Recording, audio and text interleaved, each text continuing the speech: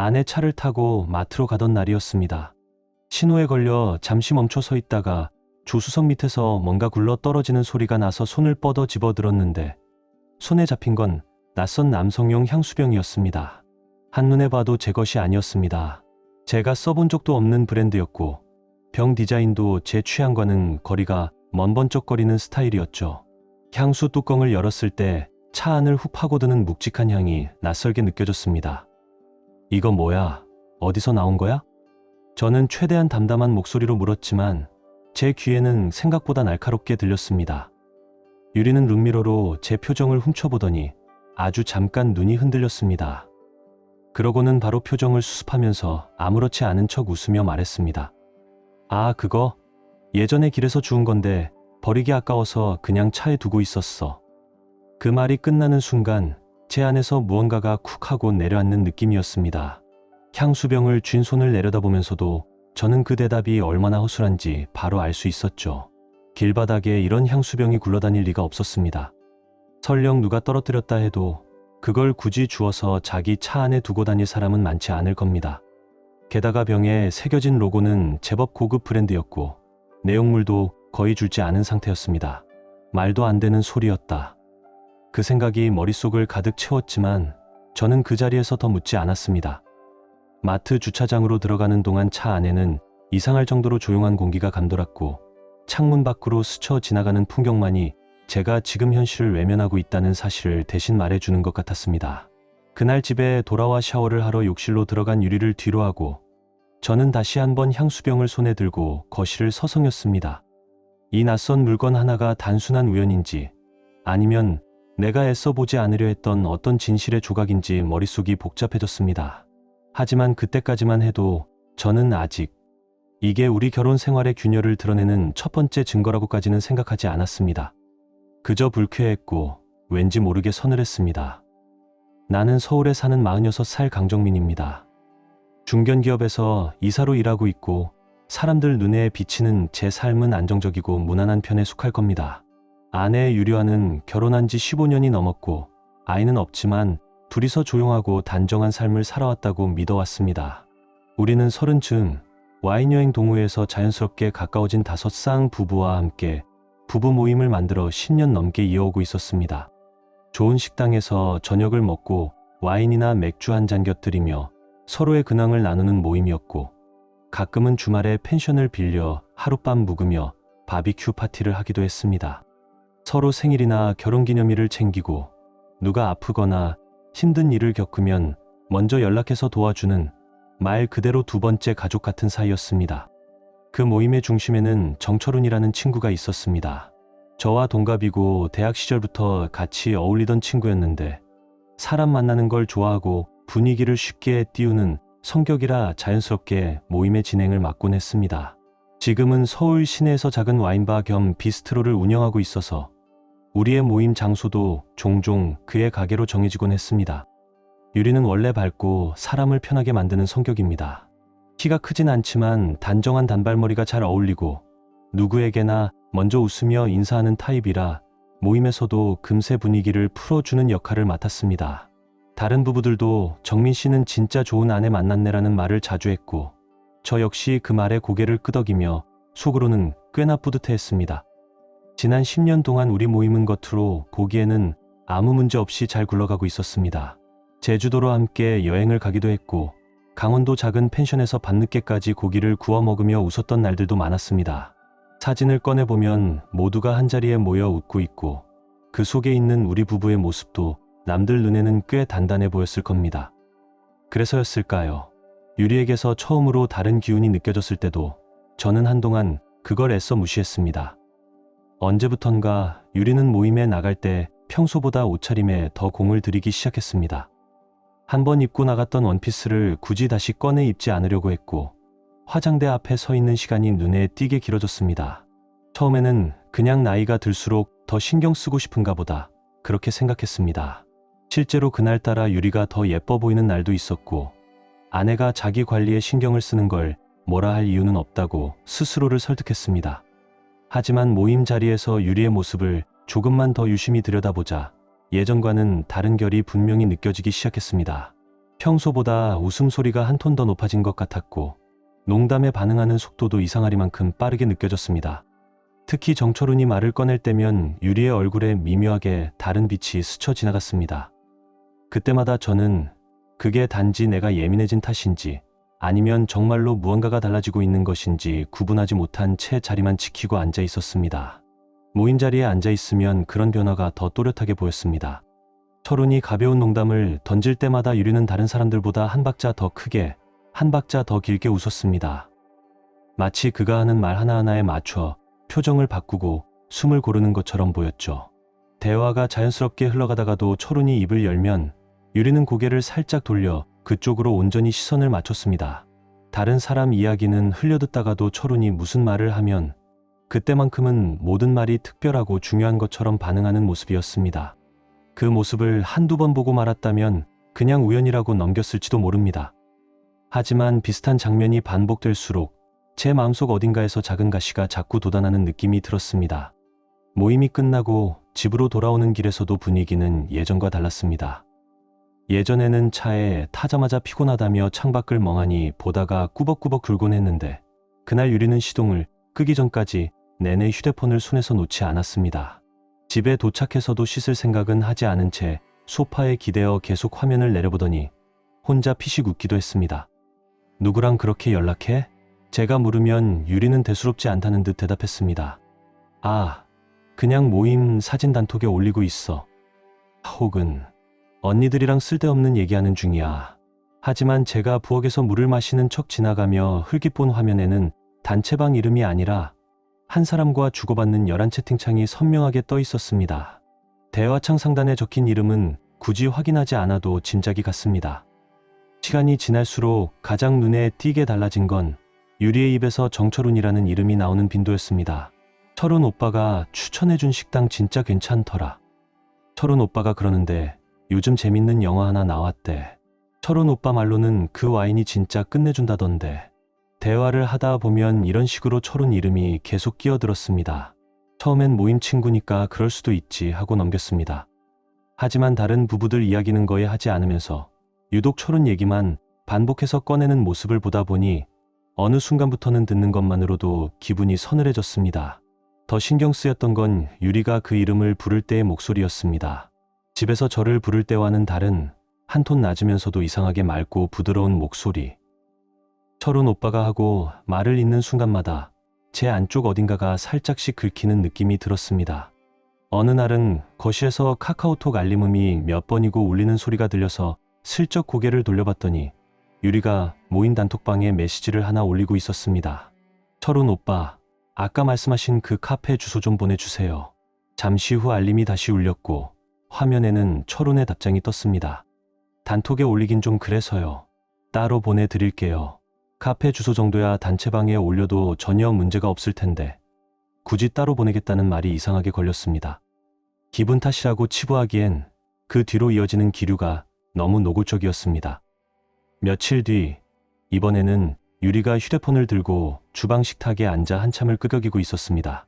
화면을 스치는 손가락이 좀처럼 멈추질 않길래 저는 자연스럽게 물 한 잔을 따르면서 물었습니다. 뭘 그렇게 오래 얘기해? 유리는 눈을 떼지 않은 채 대답했습니다. 철훈 오빠가 알려준 와인 있잖아. 종류가 많아서 자세히 설명해주고 있어.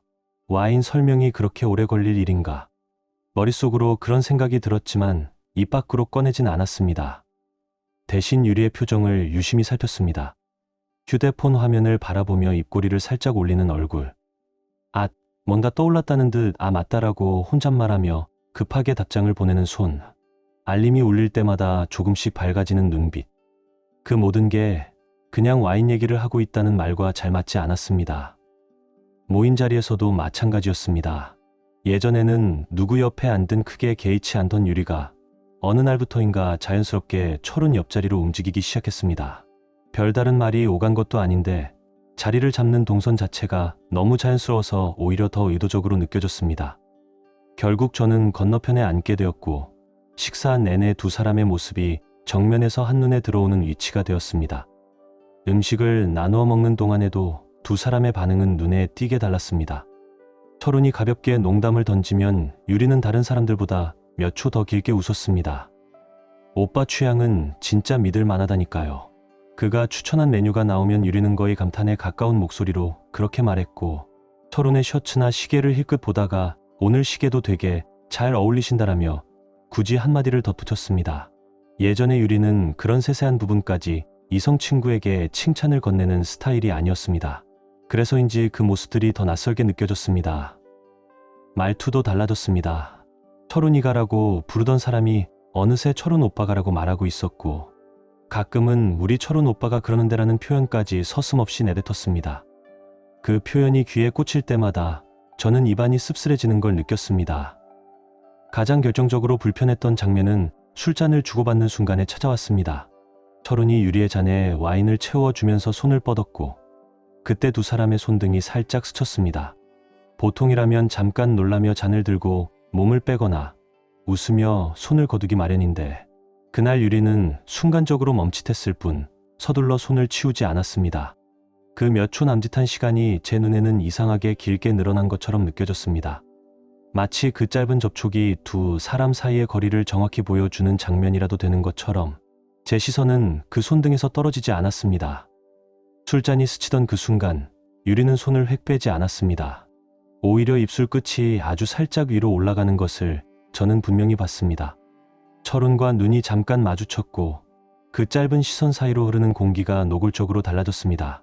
마치 식당 안에 다른 사람들은 모두 흐릿하게 지워지고 둘만 따로 떨어진 작은 세계 속에 들어가 버린 것 같은 분위기였습니다.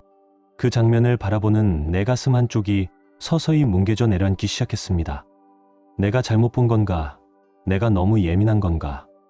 스스로를 다독이는 생각과 아니다, 분명 뭔가 있다라는 감각이 머릿속에서 부딪히면서 식사를 하는 내내 숟가락이 입으로 들어가는지 목으로 넘겨지는지조차 잘 느껴지지 않았습니다. 하지만 그 자리에서 곧바로 뭐라고 따질 수는 없었습니다. 다른 부부들이 다 보고 있는 앞에서 내 감정만 앞세워 난리를 칠 수도 없는 노릇이었으니까요. 더 불편했던 건 유리가 철훈과 대화를 주고받을 때 짓는 표정이었습니다. 집에서 나와 마주할 때의 익숙한 얼굴과는 완전히 달랐습니다. 눈빛은 더 맑고 반짝였고 웃음은 더 가볍게 터졌으며 입꼬리는 조금 더 오래 올라가 있었습니다. 철훈이 말끝을 올리며 농담을 던지면 유리는 고개를 살짝 갸웃거리고 눈을 동그랗게 뜨면서 귀엽게 맞장구를 쳤습니다. 밥을 먹는 내내 두 사람 사이에서는 미세한 신호들이 계속 오가고 있었습니다. 철훈이 젓가락을 들면 유리는 그 손끝을 흘깃 바라보다가 접시를 밀어 주었고, 유리가 물을 마시려고 잔을 들면 철훈은 꼭 그 타이밍에 유리 쪽으로 시선을 보냈습니다. 별것 아닌 동작 같았지만 몇 번이고 반복되자 그 안에 흐르고 있는 공기가 따로 놀고 있다는 걸 부인하기 어려웠습니다. 모임이 끝나고 각자 계산을 마치고 나가는 길에 철훈이 유리에게 이렇게 말했습니다.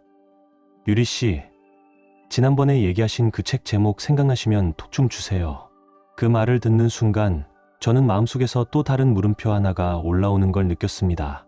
나는 유리가 요즘 책 얘기를 누구와 나눴는지 들어본 적이 없었습니다. 집에서는 책을 읽는 모습을 거의 본 적도 없었고 소설은 더더욱 즐기는 스타일이 아니었습니다. 언제 무슨 얘기를 나눈 거지? 도대체 어떤 책을 말하는 거야? 하지만 현장에서 그걸 캐묻기엔 분위기가 너무 애매했습니다. 집에 돌아와 옷을 갈아입고 난 뒤 저는 아무렇지 않은 척 물었습니다. 아까 철훈이가 말한 그 책이 뭐야? 유리는 잠깐 눈을 피했다가 대답했습니다. 그냥 요즘 읽는 소설 하나 있는데 재밌다고 잠깐 얘기했어. 소설. 입 밖으로는 아무 말도 하지 않았지만 속으로는 그 단어가 계속 맴돌았습니다. 유리는 평소에 소설을 즐겨 읽는 사람이 아니었습니다. 침대맡에 에세이나 잡지를 올려둘 때는 있어도 긴 호흡의 소설책을 붙잡고 있는 모습은 거의 본 적이 없었습니다. 그런데 내가 모르는 어떤 소설을 와인바 사장인 내 친구와 먼저 나눴다는 사실이 이상하게 걸렸습니다. 그렇게 몇 날 며칠이 흘렀습니다. 어느 날 아내 차를 타고 마트에 들를 일이 있었습니다. 운전 도중 신호에 걸려 차를 잠시 세웠는데 조수석 밑에서 무언가가 굴러나오는 소리가 들렸습니다. 손을 뻗어 집어든 것은 낯선 남성용 향수병이었습니다. 모양도 브랜드 로고도 모두 제 것이 아니었습니다. 뚜껑을 조금 열어보니 차 안에 퍼지는 향 역시 내가 한 번도 써본 적 없는 묵직한 냄새였습니다. 이거 뭐야? 어디서 나온 거야? 제가 묻자 유리는 백미러로 저를 힐끔 보더니 순간 표정이 굳었습니다. 그 짧은 순간을 지나고 나서야 어색한 웃음을 띠며 말했습니다. 아, 그거 예전에 길에서 주운 건데 버리기도 뭐해서 그냥 차에 두고 다녔어. 길에서 주웠다는 말이 입 밖으로 나오자마자 그 말이 얼마나 설득력이 없는지 둘 다 알고 있다는 느낌이 들었습니다. 남자 향수병이 길바닥에 굴러다니는 경우가 과연 얼마나 있을지, 설령 있다 하더라도 그걸 굳이 주워서 자기 차 안에 보관해 두는 사람이 얼마나 될지, 특히나 그 향수병이 꽤 갓나가 보이는 고급 브랜드일 경우에는 더더욱 말이 안 됐습니다. 그 자리에서 저는 더 캐묻지 않았습니다. 하지만 그날 밤 거실 테이블 위에 올려둔 그 향수병에서 눈을 떼기가 쉽지 않았습니다.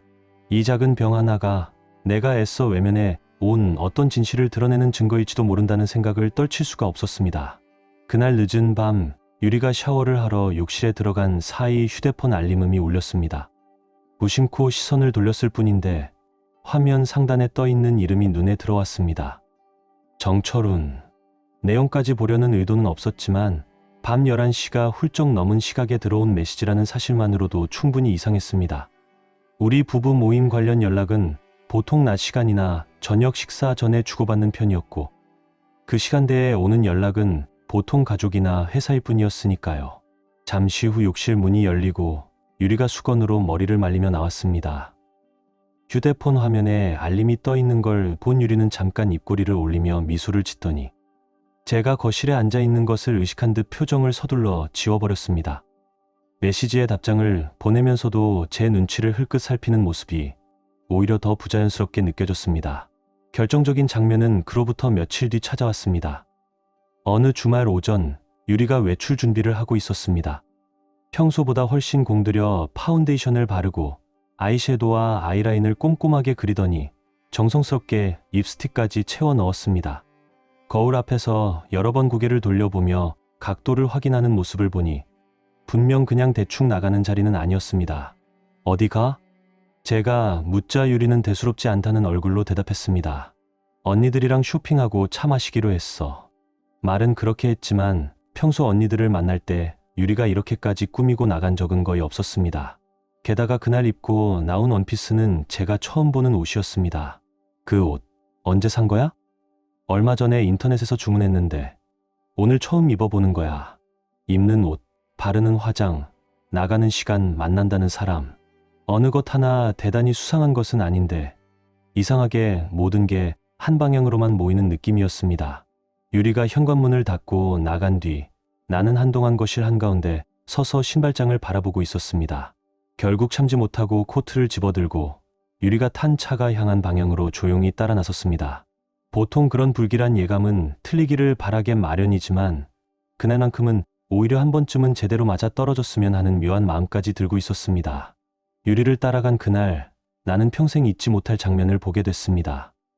평소엔 그런 짓을 할 성격이 아니었지만 그날만큼은 머리로는 아무리 멈추라 명령해도 몸이 말을 듣지 않았습니다.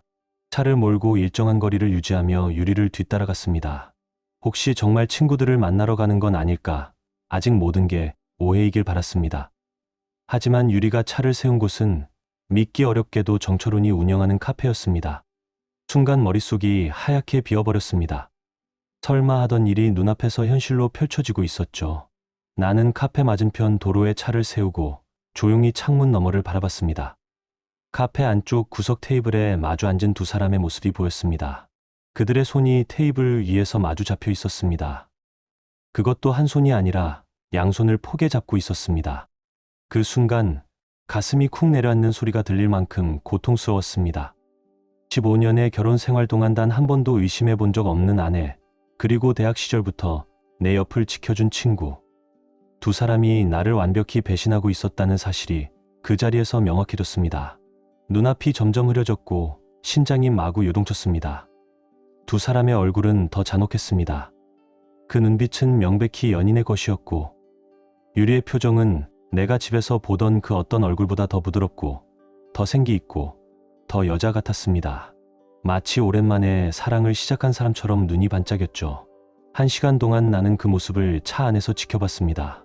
그 시간 내내 그들은 웃었고 손을 놓지 않았습니다. 심지어 철훈이 유리의 머리카락을 귀 뒤로 넘겨주는 장면까지 봤습니다. 그 모든 동작이 너무 익숙해 보였고 너무 자연스러워서 오히려 그게 더 잔인했습니다. 결국 더는 버틸 수가 없었습니다. 차문을 열고 나가고 싶은 충동이 들었지만 발이 움직이지 않았습니다. 그저 핸들을 움켜쥔 채 손끝이 하얗게 질릴 정도로 떨렸습니다. 그날 집으로 돌아와서는 아무것도 할 수 없었습니다.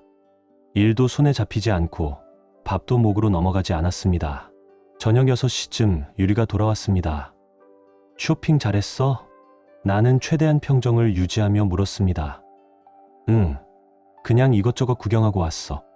자연스러운 대답이었지만 손에 아무 쇼핑백도 들려있지 않았습니다. 표정은 이상할 만큼 들떠 있었고 눈빛은 환하게 빛나고 있었습니다. 그날 밤 잠은 오지 않았습니다. 침대 옆에 누워있는 사람의 손가락에 반지가 반짝이는 걸 보면서 이 손으로 다른 남자의 손을 잡고 있었겠지. 그 생각이 머리에서 떠나지 않았습니다. 심장이 무겁게 내려앉은 채로 새벽까지 눈을 감을 수 없었습니다. 며칠을 그렇게 보냈습니다. 그리고 결국 결심했습니다. 이대로는 안 되겠다. 직접 확인하고 직접 묻자. 주말 아침 커피 향이 퍼지는 식탁 위에서 조심스럽게 말을 꺼냈습니다. 유리야, 요즘 철훈이랑 개인적으로 자주 만나. 그 말이 떨어지자마자 유리의 표정이 굳었습니다. 손에 들고 있던 커피잔이 미세하게 흔들렸습니다. 갑자기 그게 무슨 말이야? 모임 때 말고는 만난 적 없어. 지난주에 봤어. 카페에서 둘이 마주 앉아 있었지. 손도 잡고 있었고 그 말을 듣는 순간 유리의 얼굴에서 핏기가 사라졌습니다. 커피잔을 조심스럽게 내려놓더니 아무 말도 하지 못했습니다. 잠시 침묵이 흘렀고 마침내 입을 열었습니다. 그게 아니야. 요즘 고민이 있어서 상담받고 있었어. 상담? 무슨 고민을? 우리 결혼 생활에 대한 거였어. 당신한테 직접 말하기가 어려워서. 그 말에 웃음이 새어나왔습니다. 비웃음이 아니라 허탈해서 나온 소리였습니다. 결혼 생활 고민을 남편한테 말 못해서 대신 그 친구한테 털어놨어. 그것도 손을 잡고? 유리는 말없이 고개를 떨궜습니다. 눈가에 눈물이 맺히더니 결국 떨어졌습니다. 미안해, 정말 미안해. 하지만 그건 사랑 같은 게 아니야. 그냥 그 사람한테 의지가 됐을 뿐이야. 의지. 그 단어가 나를 가장 아프게 찔렀습니다. 15년 동안 함께 살아온 내가 아니라 그 남자가 더 의지가 됐다고? 유리는 떨리는 목소리로 대답했습니다. 처음엔 진짜 아무 일도 없었어. 그냥 대화만 했어. 그런데 2달 전부터 자주 연락하게 됐고 그러다 만나게 됐어. 만나게 됐다. 그게 한두 번이야? 일주일에 한두 번 정도 하지만 정말 차 마시면서 대화만 했어. 나는 고개를 저었습니다. 그 차 마시면서 대화하는 모습을 내가 직접 봤어.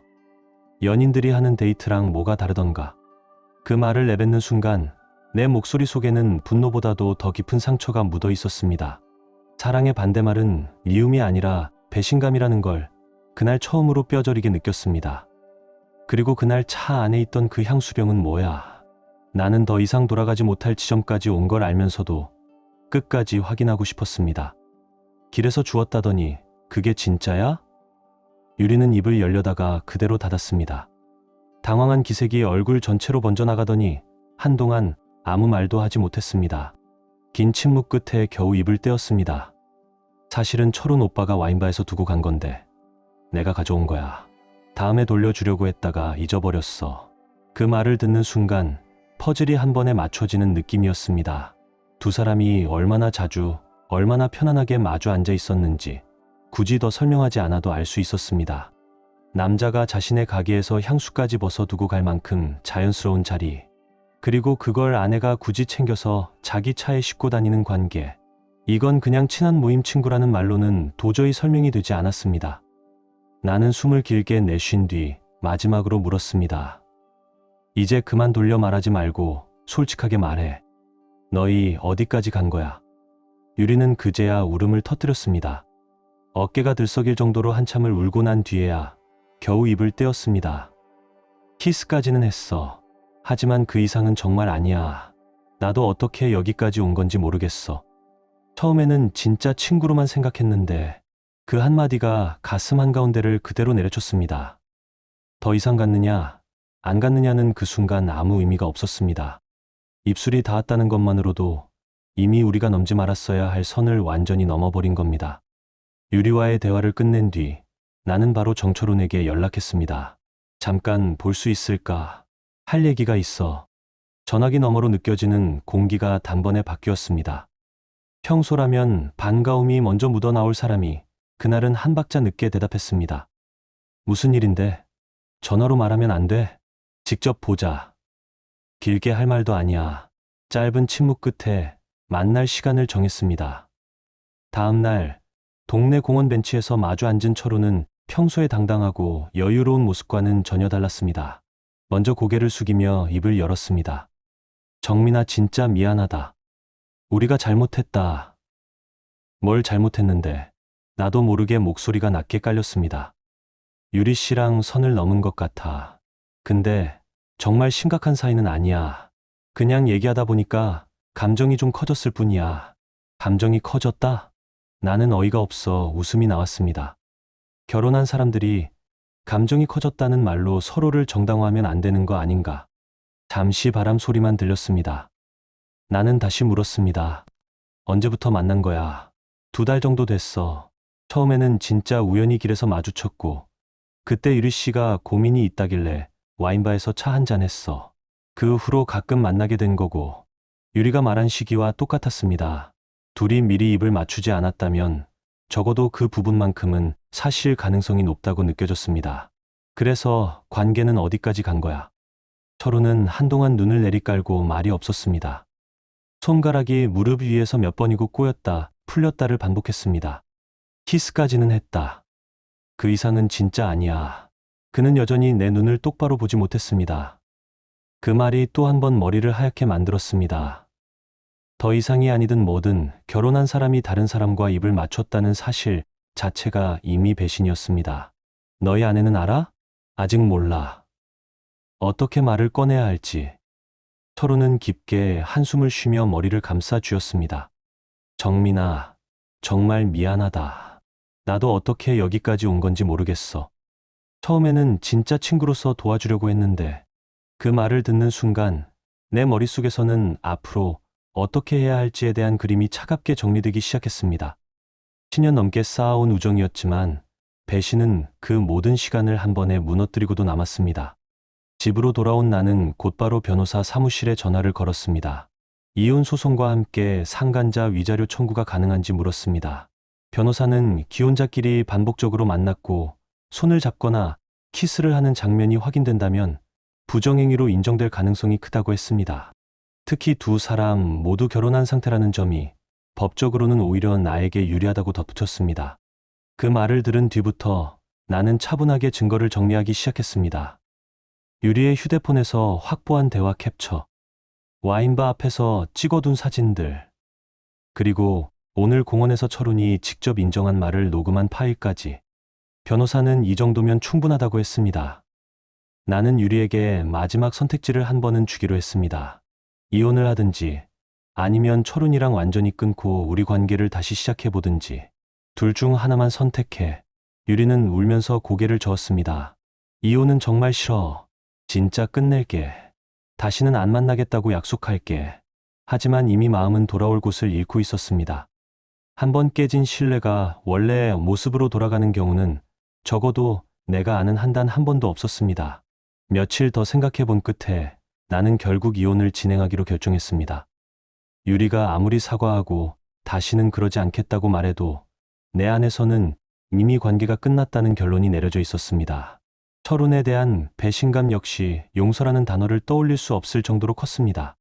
다음 주 나는 변호사와 함께 준비한 서류를 들고 법원에 가서 이혼 소송과 상간자 위자료 청구 소송을 동시에 제기했습니다. 정리해둔 증거들을 모두 첨부해서 제출을 마친 뒤 집으로 돌아와 부부 동반 모임 단톡방을 열었습니다. 메시지 창에 천천히 글자를 찍었습니다. 모임 여러분, 그동안 정말 고마웠습니다. 하지만 이제 더 이상 이 모임을 이어갈 수는 없을 것 같습니다. 제 아내와 부부 사이의 선을 넘은 사람이 이 자리에 있다는 걸 알게 됐기 때문입니다. 여기까지 쓰고 나는 잠시 화면을 바라보다가 전송 버튼을 눌렀습니다. 메시지를 보내고 난 뒤 한동안 휴대폰 화면만 멍하니 바라보고 있었습니다. 그 안에는 구체적인 이름도 언제 어디서였는지에 대한 설명도 적혀 있지 않았습니다. 그럼에도 있는 사람이라면 누구나 이게 단순한 오해나 가벼운 농담이 아니라는 걸 단번에 알아볼 수밖에 없는 문장이었습니다. 실제로 내가 알고 있는 건 둘이 키스까지 했다는 사실뿐이었습니다. 그 이상까지 갔는지는 지금도 모릅니다. 하지만 메시지를 읽는 사람들 머릿속에는 그보다 더 심각한 장면이 떠오르겠지 하는 생각은 했습니다. 상황의 무게를 알려주려면 굳이 친절하게 선을 그어줄 필요는 없으니까요. 전송 버튼을 누른 뒤 단톡방은 완전히 침묵에 잠겼습니다. 읽음 표시만 하나둘 늘어갈 뿐 아무도 글을 남기지 않았습니다. 다들 충격을 받은 티가 났습니다. 누구도 가볍게 농담을 던질 수 없었고 그동안 쌓아온 10년의 모임이 한순간에 무너졌다는 사실을 모두가 동시에 깨닫고 있는 것 같았습니다. 몇 날 며칠이 지난 뒤 철훈의 아내에게서 전화가 걸려왔습니다. 정민아, 이게 다 무슨 일이야? 철훈이가 정말 그런 짓을 한 거야? 전화 너머 목소리에는 당황과 분노, 그리고 믿기지 않는다는 절망이 뒤섞여 있었습니다.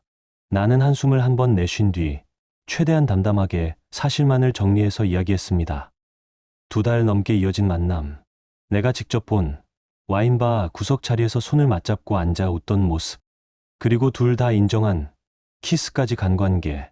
처음에는 설마 그 사람이 그럴 리가 없다고 반복하던 철훈의 아내는 내가 모아둔 사진과 녹음 파일, 메시지 캡처를 차례대로 보여 주자 결국 조용히 입을 다물었습니다. 잠시 침묵이 흐른 뒤 전화 너머에서 흐느끼는 소리가 들렸습니다. 나는 정말 몰랐어. 요즘 늦게 들어오는 일이 많긴 했는데. 다 카페 때문에 바쁜 줄 알았거든. 결혼 10년 넘게 믿어온 남편이 같은 모임 친구, 아내와 그런 관계였다는 사실을 받아들이는 일은 쉽지 않았을 겁니다. 그날 저녁 철훈의 아내는 집에서 철훈에게 이혼 서류를 내밀었다고 했습니다. 철훈은 무릎을 꿇다시피 앉아서 용서를 빌었지만 돌아온 대답은 단호했습니다. 한 번 깨진 믿음을 내가 어떻게 다시 붙여? 나는 그럴 자신 없어. 그 말은 내게도 익숙한 문장이었습니다. 나 역시 마음속으로 같은 말을 계속 되뇌고 있었으니까요. 모임의 다른 멤버들도 큰 충격을 받은 눈치였습니다. 10년 넘게 2번째 가족이라고 믿어왔던 모임이 불륜 하나로 산산이 흩어질 거라고 누가 상상이나 했겠습니까? 한 부분은 따로 연락을 해와서 말했습니다. 정말 몰랐어. 눈치도 못 챘다. 그동안 아무것도 못 본 척 옆에 있었던 것 같아서 미안하다. 그 이후로 모임 단톡방에는 더 이상 새 글이 올라오지 않았습니다. 그 방은 그날을 마지막으로 과거의 추억만 남은 채 사실상 폐쇄된 거나 다름없게 되었습니다. 철훈이 운영하던 와인바도 바로 타격을 받기 시작했습니다. 모임 멤버들과 지인들이 단골이었는데 소문이 퍼지면서 발길이 눈에 띄게 줄어들었습니다. 주변 사람들 사이에서 그 카페 사장이 모임 친구, 아내와 선을 넘었다더라는 이야기가 돌기 시작하자 지역 커뮤니티 게시판에는 그 가게는 가지 말자는 글들이 하나둘 올라왔습니다. 유리도 예외는 아니었습니다. 평소에 연락을 자주 주고받던 사람들이 조금씩 거리를 두기 시작했습니다. 제 가족들에게도 자연스럽게 소식이 전해졌고 어머니는 전화로 조용히 말씀하셨습니다. 유리가 그럴 애는 아니라고 생각했는데 사람 일은 정말 모르겠다. 유리는 점점 고립되었습니다. 직장에서도 마찬가지였습니다. 누군가 먼저 대놓고 묻지는 않았지만 복도 끝에서 들려오는 웃음소리, 시선이 스치는 방향, 머리를 맞대고 소곤거리는 동료들의 모습을 보면서 유리는 자신에 대해 어떤 얘기가 오가고 있는지 짐작할 수밖에 없었을 겁니다. 결국 유리는 버티지 못하고 사직서를 냈습니다. 소송은 생각보다 순조롭게 진행됐습니다. 철훈은 이미 공원에서의 대화와 이후 문자를 통해 불륜 사실을 사실상 인정한 상태였고 유리 역시 더 이상 부인하지 못했습니다. 증거는 충분했고 변호사도 이 정도면 승소 가능성이 높다고 말했습니다. 두 사람 모두 기혼자였고 2달 이상 지속적으로 만나면서 신체 접촉까지 있었던 점이 결정적인 요소였습니다. 그렇게 이혼이 확정되었고 나는 철훈에게서 위자료 3천만 원을 받아냈습니다. 유리와의 재산 분할에서도 잘못한 쪽이 분명했기 때문에 내게 유리한 조건으로 정리할 수 있었습니다. 집은 내 앞으로 넘어왔고 적금과 주식 같은 금융자산도 대부분 내 몫으로 정리되었습니다. 그 돈으로 내가 가장 먼저 한 일은 오래전부터 마음에만 담아두고 있던 부모님 집 리모델링을 해드리는 것이었습니다. 낡은 싱크대와 오래된 욕실, 군데군데 갈라진 벽지를 새로 바꾸어 드리겠다고 말씀드렸을 때 부모님은 처음에는 망설이셨습니다. 굳이 그런 돈까지 써가면서 우리 집을 이렇게까지 고칠 필요는 없는데, 그렇게 말씀하시면서도 한편으로는 오래된 집안 구조를 한 바퀴 둘러보시며 조용히 한숨을 내쉬는 모습이 눈에 들어왔습니다. 부모님은 처음에는 고개를 저으셨습니다. 굳이 그런 돈까지 써가면서 우리 집을 이렇게까지 손볼 필요는 없는데, 입으로는 그렇게 말씀하시면서도 오래된 보일러와 군데군데 갈라진 벽지, 오래 버텨온 싱크대를 한 바퀴 둘러보시더니 결국 조용히 고개를 끄덕이셨습니다. 나는 노후된 보일러를 새 걸로 교체하고 곰팡이 피던 방 바닥을 새로 시공해 드렸습니다. 기름때가 눌어붙어 있던 부엌도 전부 드러내고 깔끔하게 바꿔드렸습니다. 철거와 공사가 끝난 뒤 새집 냄새가 은은하게 밴 부모님 집에 들어섰을 때 어머니는 괜히 괜찮은 척하시면서도 눈가를 여러 번 훔치셨습니다. 그 뒤로는 조카 얘기를 꺼냈습니다. 형의 아들이 예전부터 유학을 가고 싶어 했지만 형집 형편상 엄두를 못 내고 있었던 걸 알고 있었거든요. 나는 받은 위자료 중 일부를 조카 유학 자금으로 쓰기로 마음먹고 형에게 조심스럽게 말을 꺼냈습니다. 이 돈 나 혼자 쓰고 싶진 않아. 조카 유학 보내는데 보태자. 형은 단번에 고개를 저었습니다. 그 돈을 우리가 어떻게 받아. 그런 일로 받은 돈인데 내가 손댈 수는 없다. 하지만 조카 앞길을 생각하면 그 말 그대로 물러설 수는 없었습니다. 이건 너한테 주는 돈이 아니라 애한테 투자하는 거야. 조카 인생을 위해 쓰는 거니까 괜히 부담 갖지 마. 여러 번 밀고 당긴 끝에 형도 결국 내 마음을 받아들였습니다. 조카는 눈을 반짝이며 말했습니다. 진짜 열심히 할게. 삼촌 덕분에 꿈꿀 수 있게 됐어. 그 말을 듣는 순간 깨져버린 결혼 생활에서 나온 돈이긴 해도 적어도 누군가에게는 미래를 열어주는 자금이 될 수 있다는 사실에 조금은 숨이 트였습니다. 한편 철호는 끝내 와인바 문을 닫았습니다. 손님들이 끊기면서 가게를 더 이상 유지할 수 없었던 겁니다. 한때 사람들로 붐비던 그곳이 이제는 임대 문의 안내문만 붙어있는 빈 공간이 되어버렸다는 얘기를 들었습니다. 아내와의 이혼도 정리되었습니다. 한때는 내게 가장 든든한 친구였던 사람이었지만 지금은 직업도 가정도 한꺼번에 잃고 완전히 무너진 상태라는 소문만 간간히 들려올 뿐입니다. 이력서를 들고 여기저기 다니지만 동네에 퍼진 이야기들 때문에 번번이 문 앞에서 막힌다는 말도 들었습니다. 유리 역시 혼자 작은 오피스텔로 이사를 갔습니다. 가까이 지내던 사람들은 하나둘 연락을 끊었고 직장에서도 시선이 곱지 않다는 이야기가 들렸습니다. 동료들 사이에 소문이 퍼지면서 눈치를 보게 되었고 결국 스스로 사직서를 냈다고 전해 들었습니다. 가끔 유리에게서 전화가 옵니다. 정민아, 우리 다시 처음부터 안 될까? 하지만 나는 더 이상 답을 길게 늘어놓지 않습니다. 그럴 생각 없다. 이미 끝난 관계입니다. 돌이킬 수 없다는 걸 너무 선명하게 알아버렸습니다. 지금 나는 혼자 살고 있습니다. 처음에는 낯설었고 밤이 길게 느껴져서 허전하기도 했습니다. 그러나 시간이 지나면서 오히려 마음이 가벼워지는 걸 느끼고 있습니다. 누군가의 얼굴을 떠올리며 의심할 필요도, 휴대폰 알림 소리를 듣고 가슴이 철렁 내려앉을 필요도 없습니다. 회사 일에도 더 집중할 수 있게 되었습니다. 퇴근 후에는 예전에 잠시 놓았던 취미들을 하나둘 다시 주워들었습니다. 주말마다 산에 오르기도 하고 오래된 친구들을 불러 맥주 한잔 나누기도 합니다. 물론 철혼과 관련된 사람들만큼은 일부러 마주치지 않으려고 합니다. 부모님은 내 결정을 지지해 주셨습니다. 잘못한 쪽이 분명한데 내가 괜히 죄책감을 가질 필요는 없다. 너는 떳떳하게 살면 된다. 그 말을 들었을 때 비로소 내가 선택한 길이 틀리지 않았다고 스스로에게 확인할 수 있었습니다. 조카는 유학 준비에 매달리며 자주 연락을 해옵니다. 삼촌 덕분에 여기까지 왔어요. 나도 나중에 누군가에게 이런 도움 줄 수 있는 어른이 되고 싶어요. 그 말을 들을 때마다 이혼과 소송으로 얼룩진 지난 몇 달이 조금은 덜 허무하게 느껴졌습니다. 가끔 길에서 철훈이나 유리를 마주치는 날이 있습니다. 둘 다 예전 모습과는 많이 달라져 있습니다. 철훈은 살이 빠지고 머리카락에는 하얀 빛이 눈에 띄게 늘었습니다. 유리는 화장기 하나 없이 고개를 숙인 채 걸어가고 있었습니다. 하지만 이상하게도 동정심은 들지 않았습니다. 이건 누가 만들어준 결과가 아니라 스스로 선택한 길 끝에 도달한 풍경일 뿐이니까요. 가끔 그날을 떠올립니다. 와인잔이 놓여있던 식탁, 모두가 웃고 있던 그 자리, 그날 내 맞은편에 앉아 웃던 놈이 내 아내와 불륜 중이었습니다. 이제 그 모임은 없습니다. 텅 빈 단톡방만 과거를 기억하고 있을 뿐입니다. 대신 내게 남은 건 자존심과 법이었습니다. 나는 나대로 할 수 있는 모든 선택을 했고, 배신한 사람들은 각자 자신의 몫의 대가를 치렀습니다.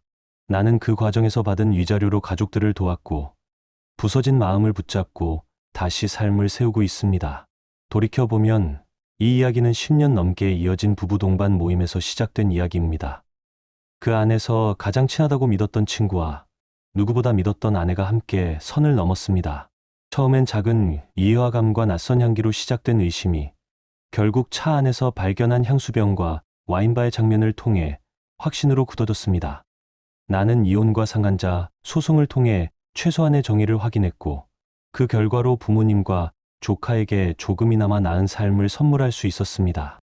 배신한 두 사람은 사회적으로도 큰 타격을 입었고, 나는 이제 혼자서 하지만 떳떳하게 새로운 인생을 살아가고 있습니다. 남은 상처가 완전히 사라지지는 않겠지만 적어도 나는 더 이상 고개를 숙이지는 않습니다. 이게 내가 겪은 이야기입니다. 누군가에게는 불편한 결말일지도 모르지만 적어도 내게는 이 정도의 끝맺음이 필요했습니다. 지금 당신의 마음은 어떤가요? 이야기를 읽으며 떠오른 감정이나 생각이 있다면 댓글로 나눠주세요. 당신의 진심 어린 한마디가 누군가에겐 큰 위로가 될 수 있습니다. 이 짧은 이야기 속에 작은 온기나 잊고 지낸 감정 하나라도 담겨 있었다면 그것만으로 이 이야기는 충분히 의미 있는 시간이었을 거예요. 좋아요와 구독, 그리고 공유는 이런 따뜻한 이야기가 더 많은 사람의 하루에 조용히 스며들 수 있는 힘이 됩니다. 함께 해주셔서 고맙습니다. 당신의 하루에도 조용한 평안과 따뜻한 사람이 함께하길 진심으로 바랍니다.